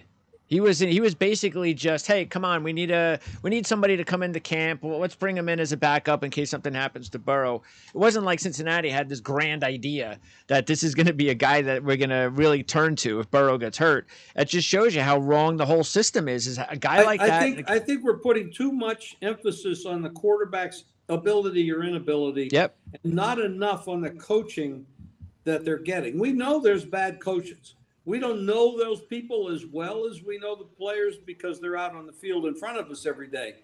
But I think there's a lot of bad coaches and people in positions. Like you mentioned Dennis Allen. He should not be a head coach. Definitely not. So the people under him are all affected by his poor decision-making and coaching. I mean, how do we know the offensive and defensive coordinators for every team is actually any good? I mean, Aaron Rodgers goes to the Jets. He demands they bring in this receiver. He demands they bring in this running back. And he demands they bring in Hackett. And we know Hackett isn't one of the best offensive coordinators in the business. So he's there mentoring Zach Wilson and Boyle. And I mean, they've got to be affected by this bad coaching. Yep. Absolutely. Also, two things. Number one, the offensive line also, sometimes they are more concerned about opening holes for the running backs and not quite as concerned as protecting the quarterback after 2 or 3 seconds. That's an issue. And the other thing is with the quarterbacks, the lack of time that they have in preseason now to develop, which goes along with that. And I think, Jim, you brought it up with Pittsburgh, for example. You don't tailor a system. You don't make a quarterback fit your system. You make a system fit your quarterback.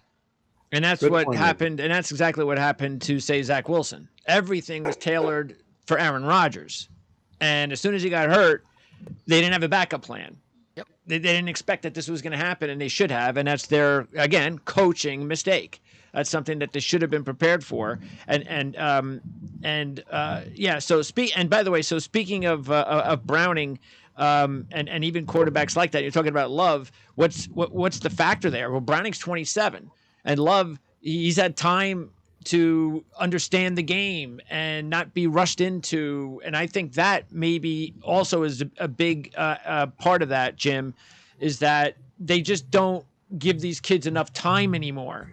And they need time to develop, not just coaching, but time. They throw them to the wolves. You're right. Yeah. Right. And then they're just thrown from system to system and coach to coach, and it's just totally unfair. The Cleveland Browns, I think, with the Flacco starting, I think he's the 21st or 22nd starting quarterback in just the last few years for that team. And other teams have had 1 or 2 or 3 people. I mean, there's no possibility of having efficiency and putting it just doesn't work. What is Jordan Love's the third quarterback that the Packers have had since 1991, 1992? And we'll probably be saying that in 10 years. Wow. Yeah. You're right. So, that's smart management. So I was going to say, so Chicago has the first pick and they got the 5th pick. So they're in great shape. And right now, of course, Fields is the quarterback. So what would you do? Would you keep Fields, trade the pick, maybe move down a couple of slots, grab Marvin Harrison, and now you've got more draft capital, Fields, Marvin Harrison, or do you trade Justin Fields and take quarterback? I don't think Justin Fields gets you all that much in a trade here, honestly, Greg. They traded up to get him, but he's been deeply disappointing. He's showing that he doesn't have – he can't read a defense is what his problem is. And they're going to absolutely make a move for a quarterback in this draft here with the first-round pick they have. They will trade Fields, but I don't think they're going to get anything anything close to being able to nab Marvin Harrison as well. It'd be a coup if they could, but I just don't see that happening. But what would you do? Would you give? And again, this is, goes by exactly what we were just talking about. Is shouldn't Fields be given more time? Because let's remember, they have a terrible offensive line. The coaching has been very inexperienced. It's not a very good, talented group on offense. And are we putting everything to blame on Fields and not saying, hey, what happens if we bring in Marvin Harrison? What happens if we use these draft picks to surround him with better talent? Maybe that should be the way that we should go. I agree with you, Greg. That's a great point. Yeah, I was going to say I agree because Fields does have that ability to make ground with his feet, and that's something you don't have in very many quarterbacks. And maybe what the Bears do, since they've invested several times and a couple of coaches in him, a few years already, maybe what they do is they put some extra effort into perhaps getting a solid, proven backup quarterback. It's almost like what New Orleans does with Taysom Hill and Derek Carr, is that when there are plays that call for someone who might be a better athlete in certain aspects than others, certainly a more mobile quarterback than Carr, they bring in Hill, and he often gets to be big plays. And maybe because of the value of Fields' running ability, I think they should keep him and maybe address getting a capable backup who's basically a much more mobile a much more effective passing quarterback. You're going to see a lot of Fields to the end of the season because they're going to want to, one, show him off, and two, figure out whether or not he can evaluate really him. Right, exactly. All right. Yeah, Fields could really excel, I think, on one of these dome teams like in Atlanta or potentially New Orleans. And he does deserve another chance with a different organization. But you know what? You can easily see in a quarterback-needy league, the NFL, you could easily see in the first 6 picks next year, 3 out of the top 6 being quarterbacks. Caleb Williams, Drake May, Jaden Daniels, who's probably going to win the Heisman. And we haven't even mentioned Bo Nix yet, who's probably also going to be a first-round pick next year in the draft. Yeah, 3 of those quarterbacks in the playoffs, actually, if they come out, should all be late first, second-round quarterbacks. Yep. So we'll get to see them more. By the way, before I throw it off to Andy for his pick of the week, is this the only week we're having 2 Monday night games, or are there more to come? I'm not sure. I was really surprised to see it happen again this week, and I cannot understand for the life of me what the National League Football League gains are running simultaneous Monday Night Football games. Are they on regular, like ESPN, ABC, or a Prime Video gets one of them? Well, I'm sure one of them's ESPN, the other one's probably a streaming network. I think they're both. I think one is ESPN and ESPN 2, I think. Now, we do have 3 games on Christmas Day, but that's a Monday, which is a Monday, but they've got they're staggered. It's like the way they do it on Thanksgiving. And then the following week, no Monday games. Everything is Thursday, Saturday, and Sunday. Final week. All right. So that'll do it. Let's move on over now to our final few segments, and starting with Andy's pick of the week. Yeah, and I'm going to take a big favorite. I'm going to go with San Francisco over Seattle. I think the current line's around 10.5. These teams met just 2 weeks ago on Thanksgiving night. 49ers favored on the road by 7, led to wire, scoring the first touchdown within the first 5 minutes of the game, leading 24-3 at half and winning 31-13. Niners, they outgained Seattle by 157 yards, had a 1.7 yards per play edge. They've scored at least 30 points in 9 of their 12 games this year, with the lone exceptions being that 3-game stretch in which they had all those offensive injuries, and they put up 17 in each of those games, resulting in, of course, their only 3 losses of the season. They are, of course, chasing Philadelphia. If Philadelphia were to slip up, and they could do it this week, San Francisco might end up being in a good position after that. In the 4 games since the 49ers got healthy, they've put up 34, 27, 31, and 42. And the key categories that I chart, San Francisco has top 5 rankings in virtually all of them, close to 24, whereas Seattle's pretty much in the middle to lower third of the league in most of those categories. Now, home teams favored by double digits this season are 13-1 straight up and just 9-5 against the spread with an average margin of nearly 17 points. Now, the Niners are 3-0 as straight up as home favorites. 2-1 ATS in that role, but the one ATS loss was a half point when they were favored by 13.5 against Tampa Bay and won 27-14. Seattle does have extra time after playing Dallas last week, which might make them worth a look for the first half in that game. But the 49ers are now healthy with both a well-balanced offense and defense. Look like the best team in the NFL. Clearly, I think they just added to that last week by beating really their second NFC challenger. I think most people would say that in the NFC, let's not throw Detroit in there quite yet, but certainly Philadelphia and Dallas are probably numbers 2 and 3. So that gap, certainly with what they did against the Cowboys earlier this season, they're certainly the best team in the NFC and the NFC West, if not in the entire NFL. And you can make an argument that certainly they are. Now, interestingly enough, they're back home after back-to-back road games after the wins in Philadelphia and before that the win at Seattle. So it sets up nicely for the 49ers. And, maybe they win 31-13 or maybe they'll make it a little bit closer. But I still expect a 14-point or more win from the 49ers. San Francisco. I'm marking it down, Andy. Okay, that was Andy Iskoe joining us with his complimentary play on the show this week. Once again, Andy, I'm going to thank you for all of your insight into the card. Jim, any final closing thoughts you might have before Victor and I wrap this thing up? Well, we talk. I'll give out a play as well, but this will be a parlay. Now we're going to go to the Jacksonville Browns game, where you're going to have Joe Flacco and a backup quarterback Beathard for the Jags. Terrible weather is predicted. I'm going to go with the weatherman and hope he's accurate. Terrible line. I mean, it's gone from 40 to 30.5. I'm looking on the screen, which is the lowest number. There's a lot of 31s out there. The Browns are 3. I'm going to go money line Browns, parlayed with the under. Not very expensive to make that play, but I think it's a winner. Browns to the under, parlay for Jim Feist. Moneyline Browns. Moneyline, yeah. Moneyline Browns. I'm not laying 3 points in a very low scoring game. I'm gonna take the money line. Moneyline Browns. That's the Jim Feist factor. I like that. To the under in the football game. Thanks, Jimmy. I really appreciate everything you brought to the show guys. this week. What's that? Thank you. That was Jim Feist joining us from Las Vegas along with Andy Iskoe. And with that, let's get to our awesome angle of the week on the football card this week. We call it On the Fence. And who's on the fence this week? Well, let me tell you what on the fence means.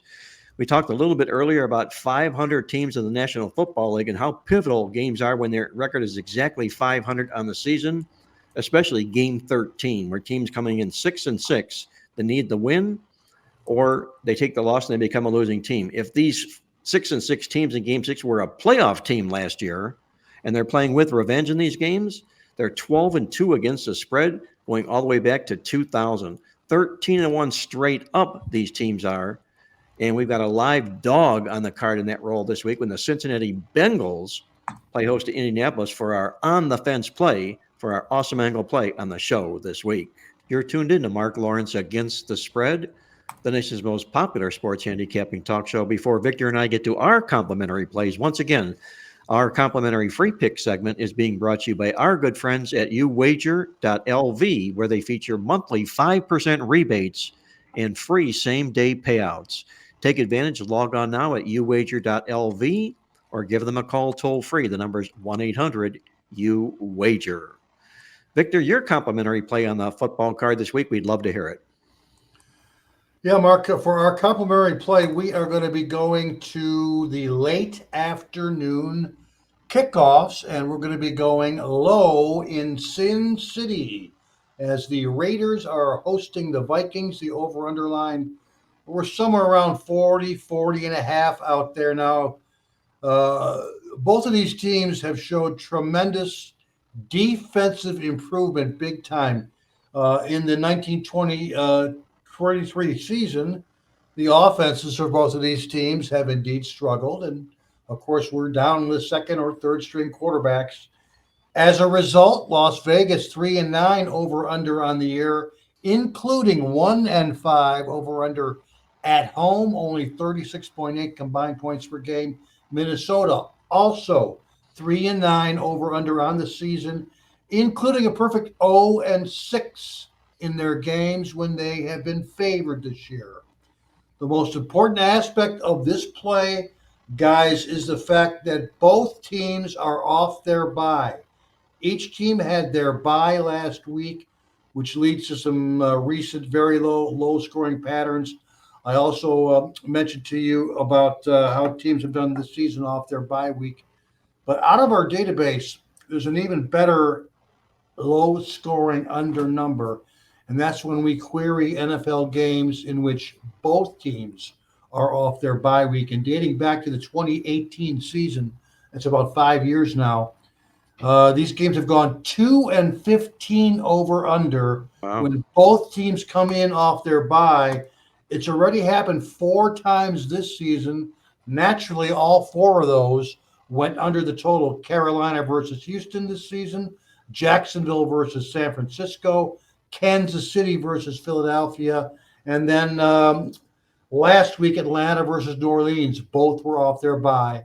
All 4 went under. It's now gone 2-15 under in the last 5 seasons. And that's a pretty good start for us. But also the fact that, hey, it's one of these games in the NFL in which the road team is favored. We all know what that means, a very, very high percentage of unders. Even in non-conference games like this one here, NFC conference, road favorites of 8 or less, that's the Vikings, versus an AFC conference opponent, that's the Raiders, have gone 4-18-1 over-under in the last 4 years when the over-under line is 47 or less points. Again, with both of these teams already down to their second or third string quarterback, our choice is clear. We're going low in Las Vegas in the Raiders-Vikings game. Victor goes under the total Raiders-Vikings for his complimentary play on the show this week. You can check out everything Victor does online at playbooksports.com or log on at playbookexperts.com for all of Victor's complimentary videos when it comes to over-under handicapping. And while you're there at Playbook Experts YouTube channel, be sure to hit the subscribe button. We'd love to have you be a subscriber to our show. It means a lot to us if you subscribe. Just click on it. There's no fee, no charge, and we'll keep you notified about what's going on here at Marc Lawrence Against the Spread. With that, before I get to my complimentary play on the card this week, I want to remind everybody out there that I'm releasing my NFL Top Underdog Play of the Year this Sunday. It's right on the heels of our college football conference Play of the Year last week when Alabama took down Georgia in straight-up fashion. We've got another live dog on the NFL card Sunday we see winning the game in straight-up fashion. You can pick it up at playbooksports.com or join me for another Fan Appreciation Weekend of Winners by calling my office toll-free now at 1-800-321-7777. With that, my complimentary play in the NFL, we're going to go to a game we talked a little bit about before inside the NFC South when the Atlanta Falcons host the Tampa Bay Bucks. We mentioned that Atlanta is the current number 4 seed in the NFC playoff picture right now because they currently sit atop the division. But a win here by Tampa would put Tampa on top in that division, where they're coming in as the number 10 seed. They would vault all the way to the number 4 seed coming into the football game. I like the way the Bucs have turned things around here. Baker Mayfield's playing some pretty good football right now. He's not getting a lot of credit for what he's done here of late, but if you look at him, his quarterback rating is over 90 in his last 6 starts. He's putting some pretty good football together. In fact, I think he's playing the best quarterbacking of any team inside that division here. Tampa Bay 9-1 to the spread in the first of back-to-back road games, and also 4-0 straight up and against the spread in division games when they come in off a win, no cover. For the Atlanta Falcons, they're leaking oil, and from those of you who follow our midweek alert statistical newsletter, you know exactly what that means. That means the Atlanta Falcons are favored and have been out-yarded in each of the last 3 football games. It's not a healthy role for teams to be in. The Falcons also 0-6 to the spread when they're coming off a road win as a favorite. With that, we're going to take the points of the Tampa Bay Bucks as they upend Atlanta for our complimentary play on the show this week. And that's going to put the final wraps on this edition of Marc Lawrence Against the Spread. I want to thank our co-host Victor King from King Creole Sports, Andy Iskoe joining us from TheLogicalApproach.com in Las Vegas, and our good friend Jim Feist, the living legend in Las Vegas, for all of their input on the show this week. Until next week, once again, this is Marc Lawrence reminding you to always to remember to bet with your head, not over it, and good luck as always.